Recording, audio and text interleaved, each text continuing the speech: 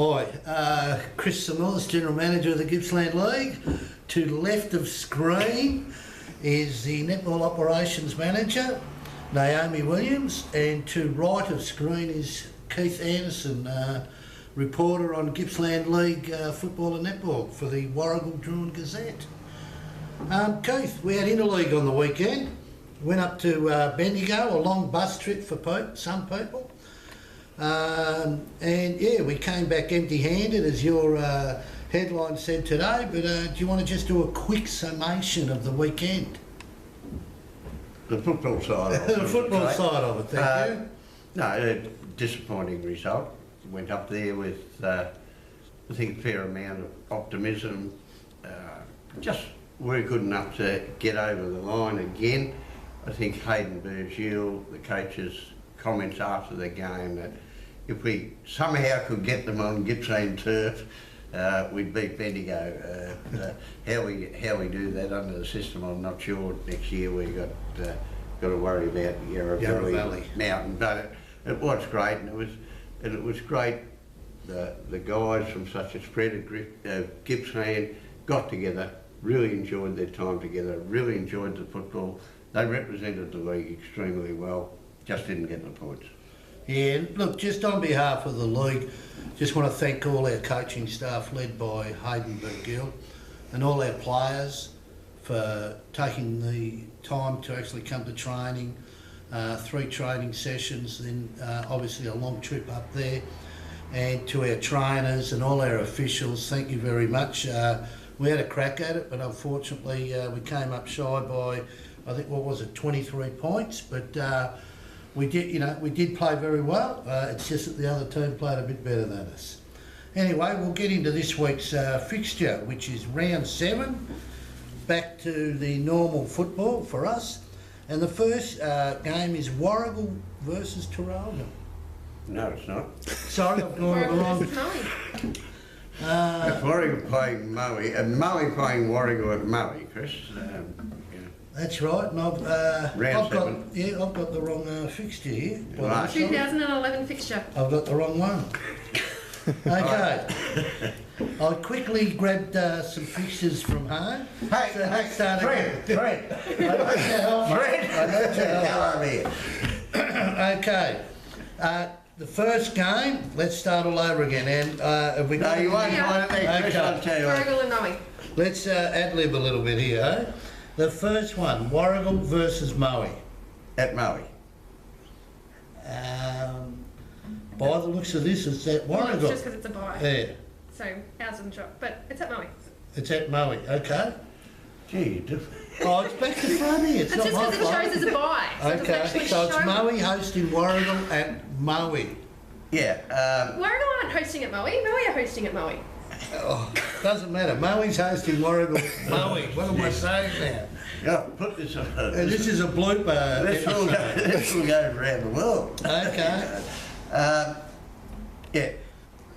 Just before we talk about Moe playing Warragul at Moe, I think this is one of the most crucial rounds we've had for the year. Yeah, Fred will give you a hand. It's one of the most crucial rounds, and the next 3 up to halfway will really set a lot of teams up as to whether they're final contenders. This is a really good game. Moe's only one game, but they're not too bad a side, and they've got Ryan Donaldson, their full forward, back in. They've got some good experienced players and mid-range players. The old secret of how strong our bottom 6 comes into it. But it'll be a really good game. I'm going to tip Warragul because I think Warragul are on the rise, might sneak another 1 or 2 wins before the halfway, may even make a charge for the finals. But I'll tip Warragul on this one. Okay, fair enough. That's good. Moe, look, I'll be a bit different. I'll go for Moe. They've got obviously got some good players.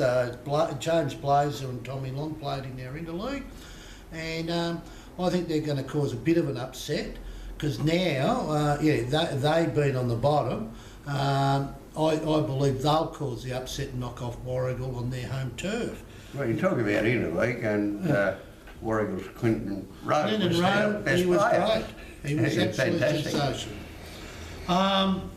I just want to be different to you.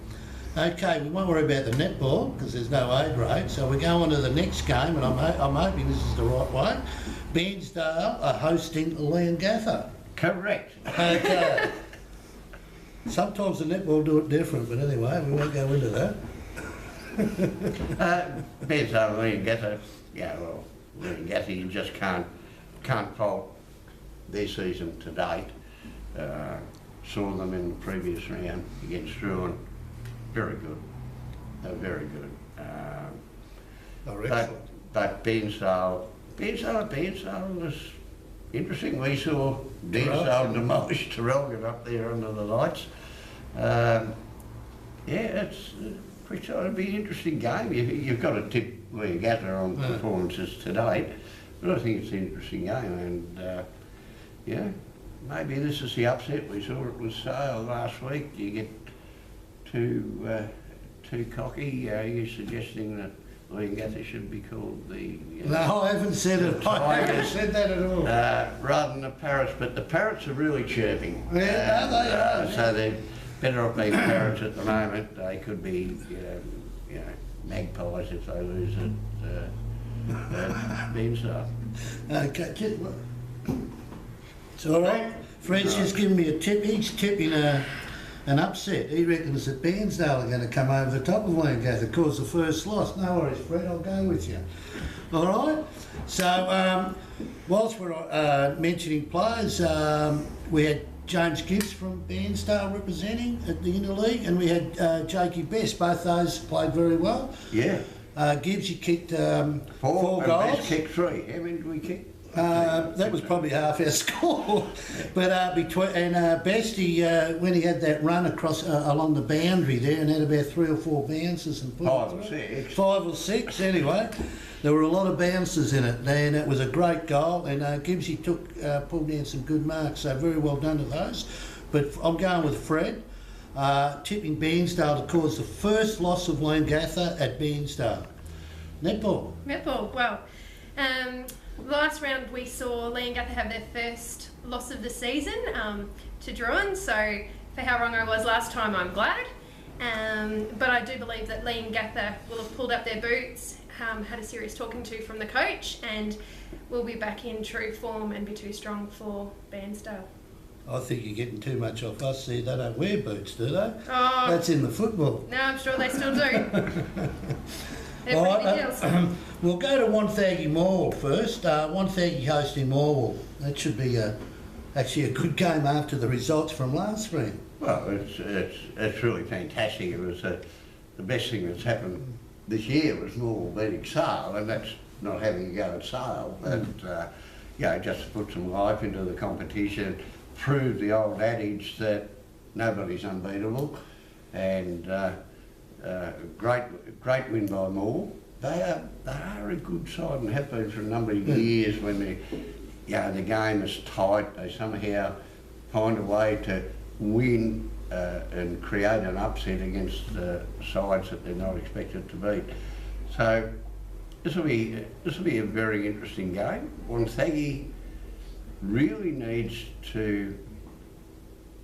Their wins haven't been against the top sides this year. They've lost to Leongatha, Sale, and one of the other Terrelgan last week against the better sides. They've got to pull off wins now. More they'd be expecting to win that, but circumstances have changed with Morwell's victory over Sale.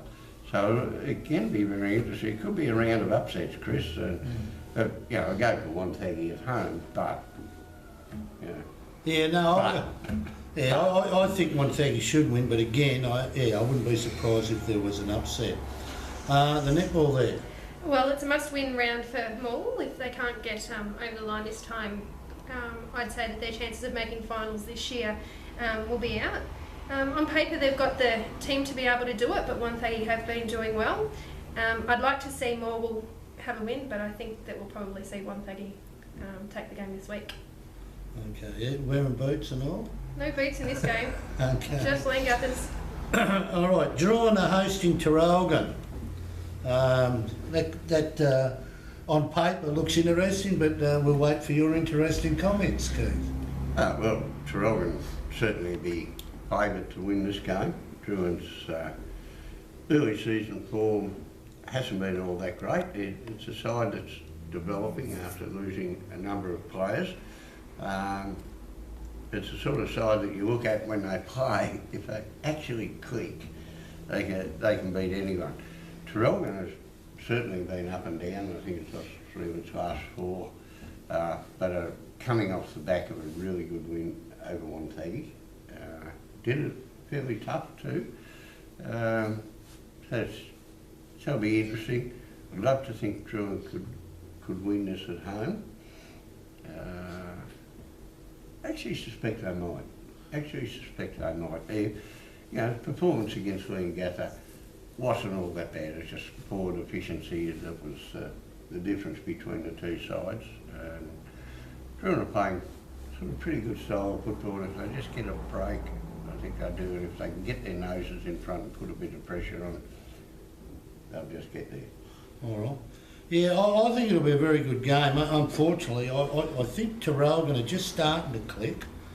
I'm with you. I don't think Druin's that far off it. I mean, most of the teams aren't that far off it either. But I think Traralgon are just starting to click. And I wouldn't be surprised if Druin do put it together. They are quite capable of beating Traralgon, but at this stage, I'd suggest that Traralgon will get over Druin. The netball, Naomi. Before we get to has Traralgon got any general soreness issues? I'm not sure there's a... Dan McKenna had a bit of a general soreness issue, kicked 5 goals, but couldn't make it into the league. Look, we're not... I love you, Dan. Dan's a very good player, and if he turns it on, it's nigh on impossible to stop him. But general soreness seems to be something that's coming in, and I suppose if the AFL players can claim general soreness, players in the country can get away with it. It could influence the netball game here. Well, we're not sure. Is there any netballers with general soreness, Naomi? Well, not that I'm aware of, no. So the revisit of last year's final. At this stage, neither of these two teams are in the final 5. It's a real mix-up from last year. But I think that I'm actually going to back Druin this week. Back them? I'm going to back them all the way because after watching them at Leongatha, the girls have finally got their stuff together, and I think that they're going to go strength to strength, and Traralgon better watch out. Is that anything to do with the change in the coaching arrangements? Well, no, I think the introduction of Sky Rees has been a really good asset to the Druin team, and just the settling of the girls finally starting to learn, how to play together. A few new girls in this year, and lots of chopping and changing, trying to get sides sorted, but I think we'll start to see some real connection between each of the players. Okay, and before we go any further, I think we better clarify this general soreness as well. Dan McKenna didn't actually claim general soreness. He did have a knee or hamstring injury. I can't remember what exactly it was, but Dan has been carrying a slight injury, so we're not having a crack at you, mate. I'm not having a crack at Dan because he has been a really terrific interleague representative in the past, and I'm sure had he been up for it, he'd have been there. Yeah, well said, Keith.